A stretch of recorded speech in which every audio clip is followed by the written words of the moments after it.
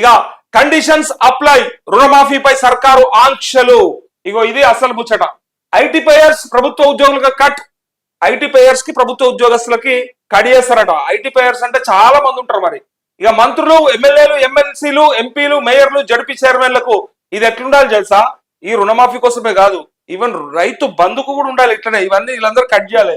ఎందుకంటే ఎమ్మెల్యేలకు, మంత్రులకు పైసలు లేకున్నారా? ఏమన్నా రాజకీయాలకు వచ్చిందా? డబ్బు లేక వచ్చిర్రా? సేవనికి వచ్చిర్రా?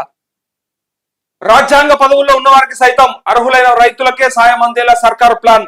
ఇది ఎస్ అయిపోతుంది. ఇక్కడైనా సరే రైతు బంధు కూడా అంతే.